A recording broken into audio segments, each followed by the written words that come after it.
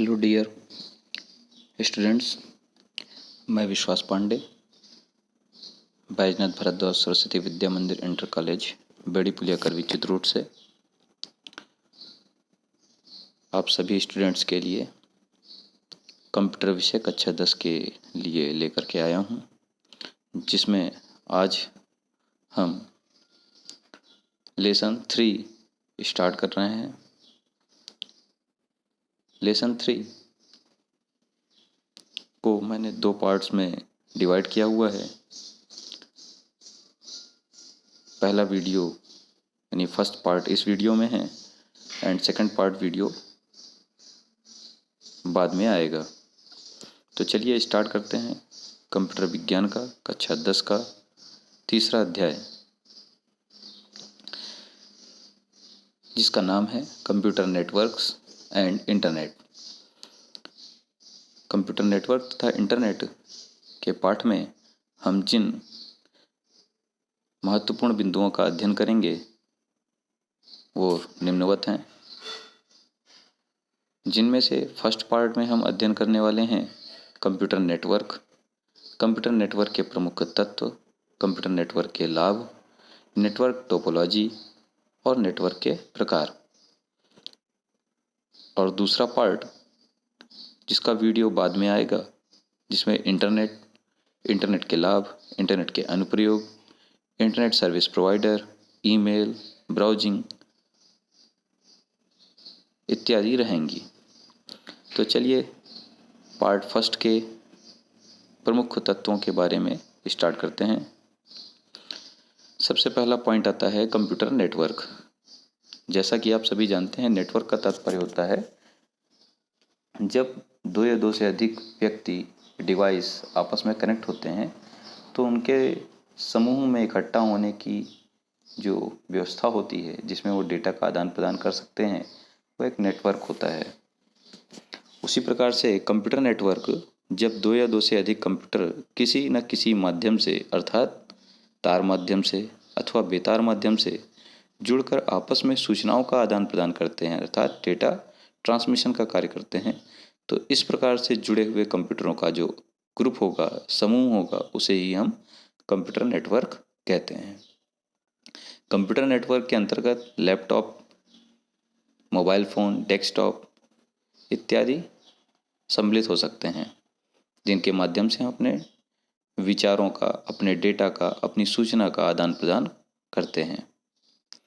दूसरा पॉइंट आता है main elements of computer network, अर्थात कंप्यूटर नेटवर्क के प्रमुख तत्व, जिनके माध्यम से हमारा कंप्यूटर नेटवर्क तैयार होता है, यानी जिनका उपयोग करके ही कंप्यूटर नेटवर्क को बनाया जा सकता है।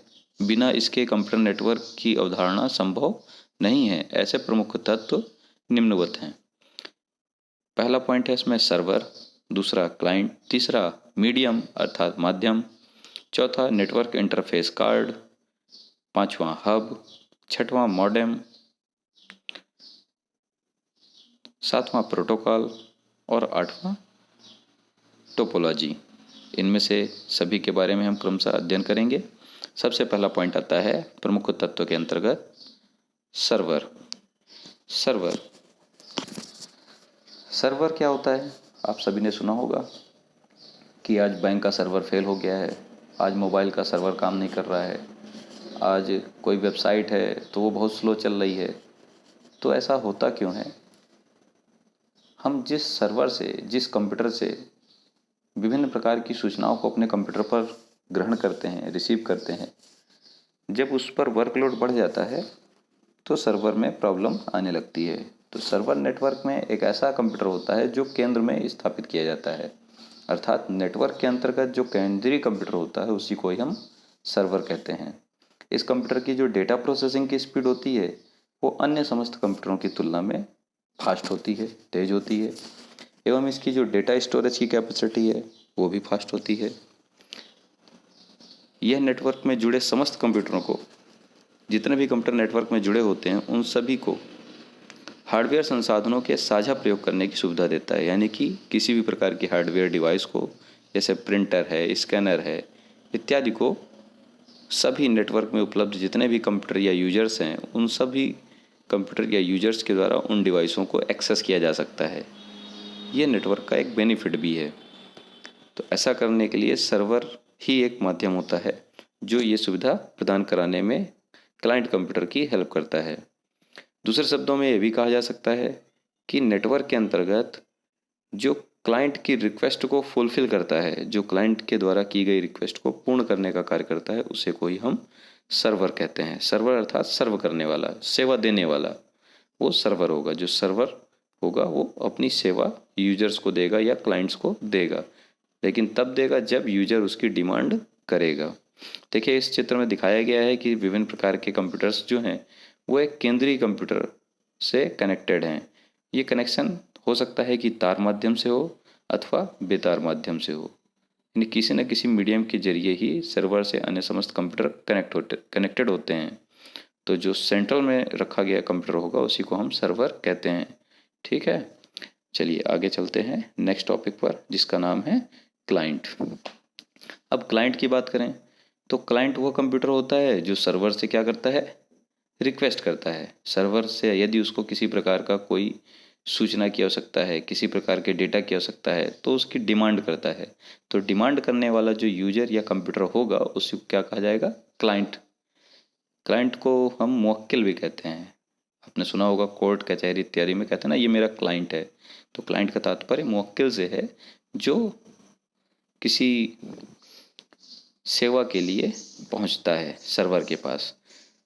और नेटवर्क के अंतर्गत केंद्रीय कंप्यूटर से जुड़े जितने अन्य कंप्यूटर होते हैं उन्हें ही सर्वर कहते हैं।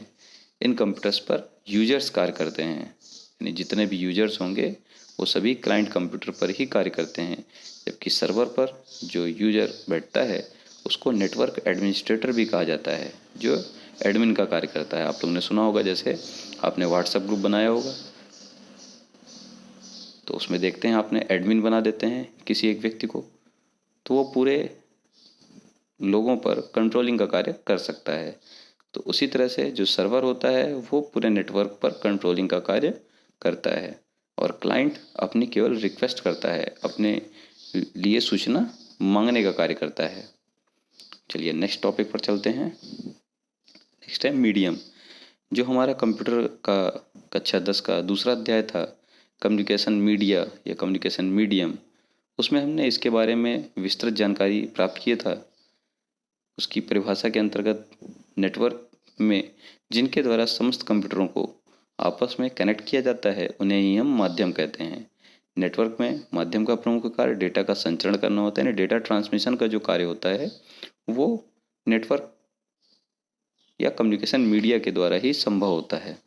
ये मीडियम मुख्यतः दो प्रकार के होते हैं, जिसमें से पहला तो होता है वायर्ड मीडिया, जिसको हम तार माध्यम कहते हैं या गाइडेड मीडियम भी कहते हैं। दूसरा होता है बेतार माध्यम या वायरलेस मीडिया या अनगाइडेड मीडिया।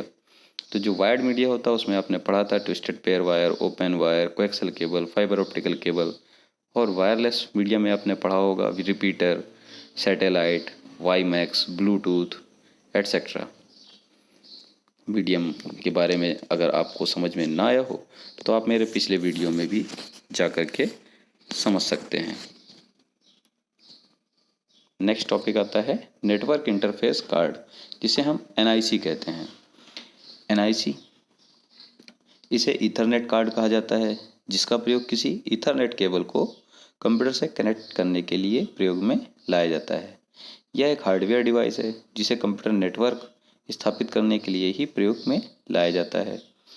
ये जो ईथरनेट कार्ड होता है, इसमें जिस पोर्ट पर हम ईथरनेट केबल को जोड़ते हैं उसको हम RJ45 पोर्ट के नाम से जानते हैं, यानी ये लैन पोर्ट होता है। लोकल एरिया नेटवर्क के लिए इस पोर्ट का प्रयोग किया जाता है और इसी के जरिए हम इंटरनेट की फैसिलिटी भी अपने कंप्यूटर पर प्राप्त कर सकते हैं।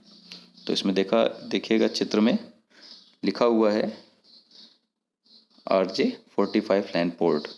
ये लैन पोर्ट में जो सिंबल बना हुआ है चित्र में, उसी में हम लैन तार को लगाते हैं, या नेटवर्क की जो ईथरनेट केबल होती है उसको हम इसमें प्लग इन करते हैं, जिससे हमारे कंप्यूटर में नेटवर्किंग की क्रिया संभव हो सकती है। बिना NIC के कंप्यूटर पर नेट चलाना या लोकल एरिया नेटवर्क में कनेक्शन इस्टेब्लिश करना संभव नहीं होता है। NIC का एक दूसरा भी नाम होता है, पूरे भारत में जितने भी ज़िले हैं, हर एक ज़िले में एक यूनिट होती है जो NIC के नाम से जानी जाती है। NIC का पूरा नाम होता है उस यूनिट में national informatic centre. National informatic centre.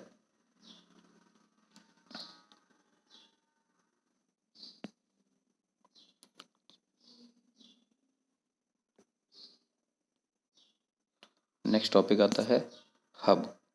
यह भी एक हार्डवेयर नेटवर्किंग डिवाइस है। नेटवर्क में अलग अलग कंप्यूटर को जो तारें होती हैं उनको एक बिंदु पर जोड़ने के लिए इसी यंत्र का प्रयोग किया जाता है। यह एक देखने में आयताकार बॉक्स की तरह होता है। इसमें विभिन्न प्रकार की पोर्ट होती हैं। बेसिकली ये 8 पोर्ट या 16 पोर्ट 32 पोर्ट इस सीरीज़ में आता है।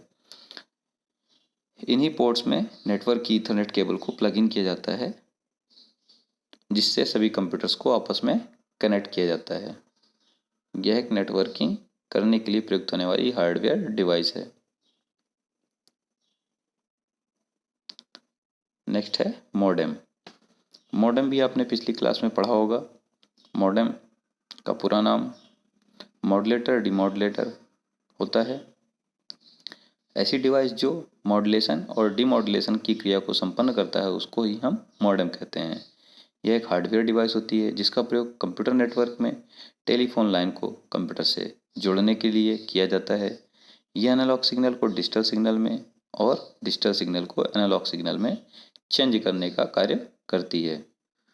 चित्र के माध्यम से दिखाया गया है डिजिटल सिग्नल को एनालॉग सिग्नल में और एनालॉग सिग्नल को डिजिटल सिग्नल में कैसे ये ट्रांसमिट करती है या चेंज करती है। नेक्स्ट आता है प्रोटोकॉल। प्रोटोकॉल आपको पता होगा ISO द्वारा कुछ मानक स्थापित किए गए थे। नेटवर्क को जब हम यूज करते हैं तो हमें नेटवर्क से संबंधित कुछ नियमों का पालन करना होता है। इन नियमों को ही ISO द्वारा एक मानक के रूप में स्थापित किया गया है। नेटवर्क के अंतर्गत प्रयुक्त होने वाले विभिन्न नियमों के समूह जो होते हैं उन्हें ही प्रोटोकॉल कहा जाता है। इन्हीं के द्वारा नेटवर्क को सुचारू रूप से चलाया जा सकता है। प्रोटोकॉल्स को हम विस्तृत रूप से पिछली क्लास में के वीडियो में पढ़ चुके हैं, जैसे कि TCP/IP जिसका पूरा नाम transfer control protocol internet protocol होता है। SMTP simple mail transfer protocol होता है। FTP फाइल ट्रांसफ़र प्रोटोकॉल होता है। Local talk, ethernet, token ring, FDDI का पूरा नाम फाइबर डिस्ट्रीब्यूटेड डेटा इंटरफेस और ATM asynchronous transmission mode. Protocol के बाद नेक्स्ट टॉपिक आता है टोपोलॉजी। ये इस लेसन का सबसे इम्पोर्टेंट पॉइंट है टोपोलॉजी। टोपोलॉजी क्या होता है? नेटवर्क के अंतर्गत कंप्यूटरों को किसी एक विशेष प्रकार की भौगोलिक अवस्था में किसी न किसी माध्यम के द्वारा आपस में जोड़ने की जो व्यवस्था होती है उसे टोपोलॉजी कहते हैं। टोपोलॉजी को बेसिकली 5 भागों में वर्गीकृत किया गया है, अर्थात ये 5 प्रकार की होती हैं, जिसमें से क्रमशः बस topology, star topology, ring topology, tree topology और मेश टोपोलॉजी हैं। यानी इन टोपोलॉजी का प्रयोग हम लैन नेटवर्क में करते हैं। लैन नेटवर्क में क्या होता है कि एक निश्चित दूरी पर कंप्यूटरों को या निश्चित स्थान तक कंप्यूटरों को सेट किया जाता है। तो जिस भी आकृति में हम कंप्यूटरों को लगाते हैं, सेट करते हैं, व्यवस्थित करते हैं, वो आकृति जो है किसी न किसी भौगोलिक अवस्था की होती है। उस आकृति को ही हम टोपोलॉजी कहते हैं और इसी आकृति के आधार पर इन टोपोलॉजी का नाम पड़ा है। तो चलिए इसमें से स्टार्ट करते हैं। सबसे पहली टोपोलॉजी बस टोपोलॉजी। बस टोपोलॉजी क्या होता है? जैसा कि नाम से ही समझ में आ रहा होगा, बस यानी ऐसा कंप्यूटर नेटवर्क की संरचना जिसमें समस्त कंप्यूटरों को एक बस की आकृति में व्यवस्थित किया जाता है, उसे हम बस टोपोलॉजी कहते हैं। बस में देखा होगा आप लोगों ने कि आगे एक ड्राइवर की सीट होती है, बीच में गैलरी बनी होती है, कुछ यात्री राइट साइड में और कुछ यात्री लेफ्ट साइड पर यात्रा करते हैं। ठीक उसी प्रकार से नेटवर्क में इस प्रकार की टोपोलॉजी में जो मेन केबल होती है वो दो टर्मिनेटर्स के बीच में शॉर्ट होती है, यानी कि स्टार्टिंग और एंडिंग। उस बीच में जाने वाली तार के कुछ कंप्यूटर राइट साइड में और कुछ कंप्यूटर को लेफ्ट साइड पर जोड़ा जाता है तार के माध्यम से। यह टोपोलॉजी का सबसे सरल प्रकार होता है। इस टोपोलॉजी में विभिन्न प्रकार के कंप्यूटरों को किसी न किसी संचार माध्यम से, बेसिकली तो इसको केबल के द्वारा ही जोड़ा जाता है, बस में लगी सीटों के समान जोड़ा जाता है और इसी वजह से इसका नाम बस टोपोलॉजी होता है। इसमें एक सर्वर व अन्य सभी कंप्यूटर क्लाइंट होते हैं। इस टोपोलॉजी की लागत कम आती है। इस टोपोलॉजी में नोडों को जोड़ना और हटाना आसान होता है। यहाँ नोड से तात्पर्य कंप्यूटर से ही है। सर्वर के अलावा जितने अन्य कंप्यूटर्स नेटवर्क में प्रयोग में लाए जाते हैं वो सभी नोड ही कहलाते हैं।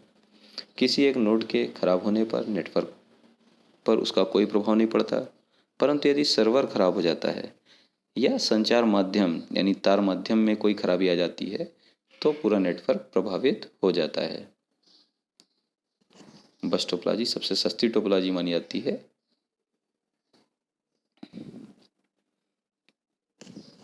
Next, star topology.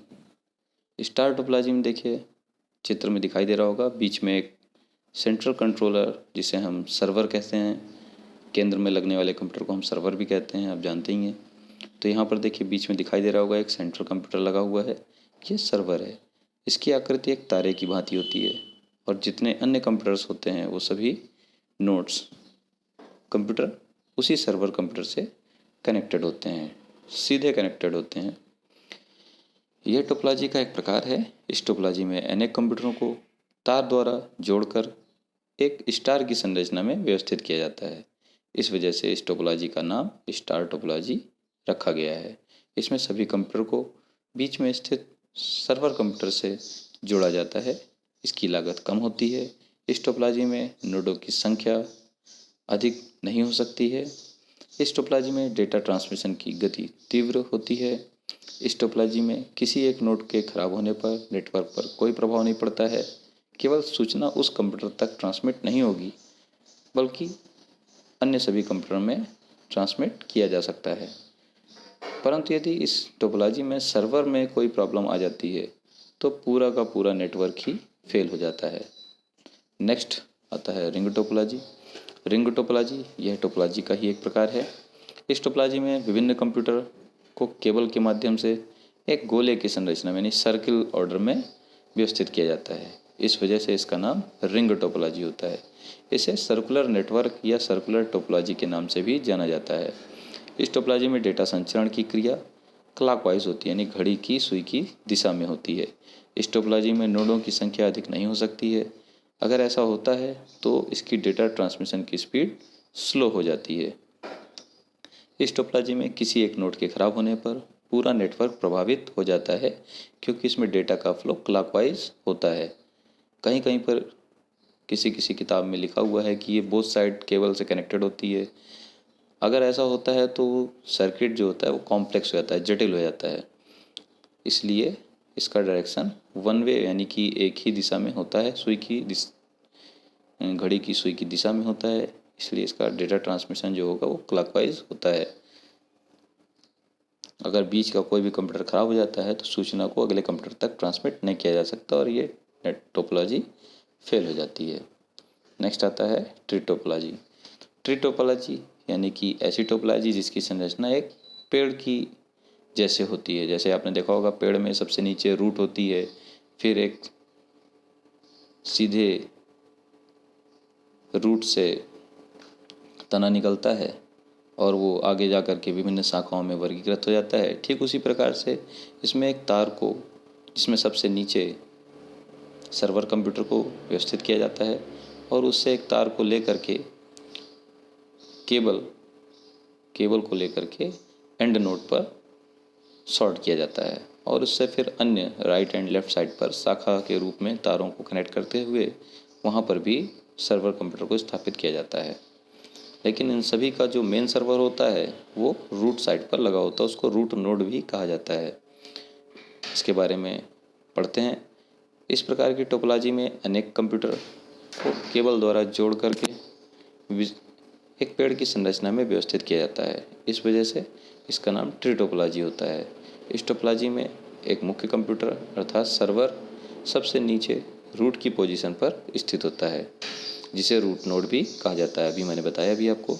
इस टोपोलॉजी में नोडों की संख्या अधिक नहीं हो सकती है। अधिक होने से इसकी डेटा ट्रांसमिशन की स्पीड स्लो हो जाती है। टोपोलॉजी में रूट नोड के खराब होने पर पूरा नेटवर्क प्रभावित हो जाता है। जबकि यदि किसी ब्रांच में कोई नोड खराब हो जाता है तो केवल उस ब्रांच के द्वारा, उस ब्रांच में लगे हुए सर्वर के द्वारा कनेक्टेड नोड या सर्वर के खराब होने पर उस ब्रांच पर डेटा का ट्रांसमिशन संभव नहीं होता है, जबकि दूसरी सभी ब्रांच सर्वर से कनेक्टेड होती हैं, रूट नोड से कनेक्टेड होती हैं, उनमें डेटा का ट्रांसमिशन हो सकता है। यदि रूट नोड खराब हो जाता है तब पूरा नेटवर्क फेल हो जाता है। नेक्स्ट और लास्ट टाइप है इस टोपोलॉजी के अंतर्गत मेश टोपोलॉजी। मेश टोपोलॉजी को कंप्लीटली कनेक्टेड टोपोलॉजी के नाम से भी जाना जाता है। यह देखने में मकड़ी के जाले के समान होती है। इसमें प्रत्येक कंप्यूटर अन्य सभी कंप्यूटर से डायरेक्टली तार के माध्यम से जुड़ा होता है। सामने चित्र में आप देख रहे हैं, प्रत्येक कंप्यूटर प्रत्येक अन्य समस्त कंप्यूटरों से सीधे जुड़ा हुआ होता है। इसमें जितने कंप्यूटर्स होते हैं उसी के अनुसार तारें लगाई जाती हैं, अर्थात इस टोपोलॉजी में बहुत ज़्यादा तारों की आवश्यकता होती है। इस प्रकार की टोपोलॉजी में प्रत्येक कंप्यूटर अन्य समस्त कंप्यूटर से केबल के द्वारा इस प्रकार से जुड़े होते हैं कि इनकी संरचना देखने में एक मकड़ी के जाले की भांति होती है। इसी वजह से इसका नाम मेश टोपोलॉजी पड़ा है। अभी बताया गया है, इसे कम्प्लीटली कनेक्टेड टोपोलॉजी के नाम से भी जाना जाता है। इस टोपोलॉजी में समस्त कंप्यूटर सर्वर प्रकार के होते हैं, यानी सभी कंप्यूटर जो होंगे वो सर्वर श्रेणी के होंगे। सर्वर का तात्पर्य क्या होता है? जिसकी डेटा प्रोसेसिंग स्पीड फास्ट हो, जिसके अंतर्गत उच्च कोटि की संग्रहण क्षमता हो, जो सभी प्रकार के गुणों से संपन्न हो, उसे हम सर्वर कंप्यूटर कहते हैं। इस टोपोलॉजी में नोडों की संख्या अधिक होने से नेटवर्क अधिक जटिल हो जाता है, क्योंकि अगर संख्या कंप्यूटर्स की ज़्यादा हो जाएगी तो नंबर ऑफ़ वायर्स भी बढ़ जाएंगी, और ये जो वायर्स होंगी उनका रख रखाव काफ़ी कठिन हो जाता है। अगर कोई वायर ख़राब हो जाती है तो उसमें फॉल्ट को ढूंढना भी काफ़ी टफ हो जाता है। इस वजह से यह थोड़ा सा जटिल होता है नेट टोपोलॉजी। इस टोपोलॉजी में डेटा संचरण की स्पीड सबसे फास्ट होती है, क्योंकि इसमें प्रत्येक कंप्यूटर अन्य समस्त कंप्यूटर से डायरेक्टली जुड़ा होता है। इसमें कोई बिचौलिया कंप्यूटर का प्रयोग नहीं किया जाता है। इसमें सीधे डेटा का ट्रांसमिशन पॉइंट टू पॉइंट किया जा सकता है। इसी वजह से इसकी डेटा ट्रांसमिशन की स्पीड सबसे फास्ट होती है। इस टोपोलॉजी में अन्य की अपेक्षा बहुत ज़्यादा तार की आवश्यकता होती है। यह टोपोलॉजी सबसे महंगी होती है। इस टोपोलॉजी में यदि कोई कंप्यूटर ख़राब हो जाता है तो नेटवर्क पर कोई असर नहीं पड़ता है, केवल उस पॉइंट तक या पॉइंट से डेटा का आदान प्रदान संभव नहीं होता है। बाकी पूरा नेटवर्क सही प्रकार से कार्य करता रहता है, क्योंकि डेटा के ट्रांसमिशन हेतु अन्य कई मार्ग होते हैं। तो इस प्रकार से मेश टोपोलॉजी भी समाप्त होती है। नेक्स्ट आता है कंप्यूटर नेटवर्क के लाभ। कंप्यूटर नेटवर्क के विभिन्न लाभ होते हैं। कंप्यूटर नेटवर्क के द्वारा ही संसाधनों की हिस्सेदारी की जा सकती है, यानी कि यदि नेटवर्क में एक प्रिंटर है और उस नेटवर्क में 100 यूजर्स हैं, यदि नेटवर्क नहीं होता यानी नेटवर्क का प्रयोग नहीं किया जाता तो 100 यूजर्स यदि किसी प्रकार का प्रिंटिंग का कार्य करना चाहते हैं तो सभी के पास एक एक प्रिंटर की व्यवस्था करनी पड़ती। नेटवर्क के द्वारा एक प्रिंटर पर 100 यूजर्स या उससे भी अधिक यूजर्स आसानी से प्रिंटिंग का कार्य कर सकते हैं। उसके लिए समझा जा सकता है कि यह नेटवर्क ही है जो संसाधनों को शेयर कर सकता है, यानी विभिन्न प्रकार की डिवाइसेस को शेयर कर सकता है, जिससे कोई भी यूजर्स अपने कार्य को आसानी से संपन्न कर सकता है, जिससे कम खर्च आता है। उच्च विश्वसनीयता। उच्च विश्वसनीयता से तात्पर्य यह है कि यदि डेटा या फाइल को किसी दूसरे सिस्टम तक सेंड किया जाता है तो वो बिल्कुल सुरक्षित रहता है। यदि कोई कंप्यूटर ख़राब भी हो जाता है तो उसे जिस कंप्यूटर तक डेटा ट्रांसमिट किया गया था, सेंड किया गया था, वहाँ से भी प्राप्त किया जा सकता है। और नेटवर्क पर विश्वसनीयता हमेशा बनी रहती है। नेटवर्क के द्वारा ही हम अपने डेटा को किसी अन्य कंप्यूटर पर आसानी से सेंड कर सकते हैं, शेयर कर सकते हैं और ज़रूरत पड़ने पर हम उससे प्राप्त भी कर सकते हैं। नेक्स्ट आता है डेटा संचरण की तीव्र गति। यदि आपको कोई फाइल करवी से, चित्रकूट जनपद से किसी अन्य जनपद में या अन्य जगह पर सेंड करनी है, तो यदि किसी व्यक्ति के द्वारा इस क्रिया को संपन्न किया जाएगा तो उसको इस कार्य को करने में समय लगेगा। लेकिन नेटवर्क का प्रयोग करके हम विश्व के किसी भी कोने में कुछ ही पलों में उस फाइल को ट्रांसमिट कर सकते हैं। आप लोग देखते होंगे व्हाट्सएप है, फेसबुक है या अन्य सोशल मीडिया है, ईमेल है, इनके माध्यम से हम किसी भी प्रकार की फाइल को आसानी से एक स्थान से दूसरे स्थान तक सेंड कर सकते हैं, और वो भी बहुत ही कम खर्च में। केवल डेटा हमारा खर्च होता है, बाकी ना तो यूजर को कहीं जाना होता है, वो घर बैठे ही मोबाइल या इंटरनेट की सहायता से आसानी से इस कार्य को संपन्न कर सकता है। तो ये डेटा संचरण की गति को तीव्रता से संपन्न करता है।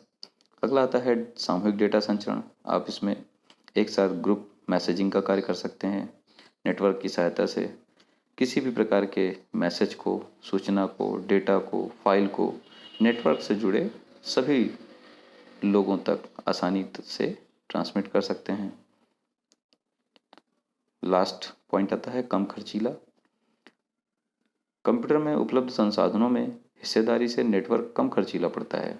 यदि आपके पास 10 कंप्यूटर हैं तो उन्हें नेटवर्क में जोड़कर आप केवल एक प्रिंटर से ही कंप्यूटर की छपाई का कार्य कर सकते हैं, जिससे आप एक प्रिंटर के खर्च से 10 कंप्यूटर के साथ कार्य आसानी से संपन्न कर सकते हैं। तो इस प्रकार से कम खर्चीला होता है। नेटवर्क का प्रयोग करने से हम खर्च से बचते हैं। कहीं कोई फाइल भेजनी है तो व्यक्ति के आवागमन में जो खर्च होता है उससे उसको प्रॉब्लम भी हो सकती है, उस पर जो खर्च होता है, इन सब से बचाव के लिए हम नेटवर्क का प्रयोग करके आसानी से अपने कार्य को संपन्न कर सकते हैं। अब आता है नेक्स्ट टॉपिक, नेटवर्क के प्रकार, टाइप्स ऑफ नेटवर्क। कि नेटवर्क तो आपने जान लिया था, जिसमें कंप्यूटर या डिवाइस आपस में कनेक्टेड होती हैं और डेटा का ट्रांसमिशन करती हैं, उसको हम नेटवर्क कहते हैं। लेकिन अब बात आती है टाइप्स ऑफ नेटवर्क की, नेटवर्क के प्रकारों की। तो एक दूसरे से जुड़े कंप्यूटरों का एक समूह होता है जो कि भौगोलिक रूप से अलग अलग स्थानों पर रखे होते हैं। इसी भौगोलिक स्थिति के अनुसार नेटवर्क मुख्यतः 3 प्रकार के होते हैं, जिन्हें हम लोग ने पिछली क्लास में पढ़ा होगा या सुना होगा नाम, जो कि लैन, मैन और वैन के नाम से प्रसिद्ध हैं। इन तीनों के बारे में आगे पढ़ते हैं। सबसे पहला पॉइंट, लैन। लैन जिसका पूरा नाम होता है लोकल एरिया नेटवर्क। इस नेटवर्क का कार्य क्षेत्र लगभग 1 से 2 किलोमीटर तक ही होता है, जिसमें कंप्यूटर एक दूसरे से कनेक्टेड होते हैं। इस प्रकार के नेटवर्क को किसी विद्यालय, विश्वविद्यालय, कार्यालय, संगठन, संस्थान इत्यादि में सूचनाओं के आदान प्रदान हेतु स्थापित किया जाता है। इस नेटवर्क की लागत सबसे कम आती है क्योंकि इसका एरिया कम होता है, इसका क्षेत्रफल कम होता है। इस नेटवर्क में डेटा संचरण की गति सबसे तेज होती है।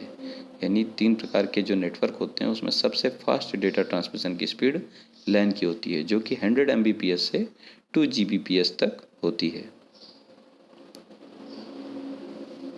नेक्स्ट आता है मैन। मैन का पूरा नाम होता है मेट्रोपॉलिटन एरिया नेटवर्क। इस नेटवर्क का कार्य क्षेत्र लगभग 100 से 200 किलोमीटर तक का होता है, अर्थात इसका एक जो क्षेत्रफल है वो किसी बड़े महानगर के बराबर हो सकता है। इस नेटवर्क की लागत लैन की तुलना में अधिक होती है क्योंकि इसका एरिया ज़्यादा होता है। इस नेटवर्क में डेटा के संचरण की गति लैन की अपेक्षा कम होती है। एरिया ज़्यादा होता है, इस वजह से इसकी स्पीड स्लो हो जाती है, कम हो जाती है। किसकी अपेक्षा? लैन की अपेक्षा। अब जिस तरह लैन जो होता है, किसी स्कूल का लैन है, यानी किसी स्कूल का नेटवर्क है, किसी हॉस्पिटल का नेटवर्क है, किसी कॉलेज का नेटवर्क है, किसी फैक्ट्री का नेटवर्क है, इन सबको यदि आपस में कनेक्ट कर दिया जाए तो उससे बनने वाला जो नेटवर्क होगा उसी को हम क्या कहेंगे? मैन कहेंगे। ये किसी छोटे शहर में भी सक्रिय हो सकता है। नेक्स्ट आता है आपका नेक्स्ट और लास्ट टाइप्स है नेटवर्क का वैन। वैन का पूरा नाम वाइड एरिया नेटवर्क होता है। इस नेटवर्क का कार्य क्षेत्र संपूर्ण विश्व होता है, यानी पूरा विश्व वैन के अंतर्गत सम्मिलित किया जाता है। इस नेटवर्क की लागत लैन व मैन की तुलना में अधिक होती है। इस नेटवर्क में डेटा के संचरण की जो स्पीड होती है, यानी कि डेटा ट्रांसमिशन जो स्पीड है, वो 56 kbps किलोबाइट पर सेकंड से लेकर के 155 मेगाबाइट पर सेकंड तक होती है, यानी कि 56 kbps से 155 mbps तक इस प्रकार के नेटवर्क की स्पीड होती है। क्योंकि इसका एरिया काफ़ी विस्तृत होता है, इसको विस्तृत क्षेत्रीय नेटवर्क भी कहा जाता है। इंटरनेट का नाम सुना होगा आप सभी ने। जो इंटरनेट है वो इसी प्रकार के नेटवर्क का एक उत्कृष्ट उदाहरण है। इंटरनेट जो विश्व भर के कंप्यूटरों के संयोजन से बना जाल होता है, उसी को हम इंटरनेट कहते हैं। तो इंटरनेट जो है वो वैन का ही एग्जाम्पल है। इस प्रकार से आपने लैन, मैन और वैन के बारे में जानकारी प्राप्त कर ली। यदि आपको पार्ट 3 के जो पार्ट फर्स्ट था उसमें किसी भी प्रकार की आपको समस्या आ रही है तो मेरे व्हाट्सएप नंबर पर आप मैसेज करके अपनी समस्या का निदान प्राप्त कर सकते हैं। आज की क्लास यहीं समाप्त होती है। Thanks for watching. प्लीज़ इस वीडियो को शेयर करिए, लाइक करिए और सब्सक्राइब करिए।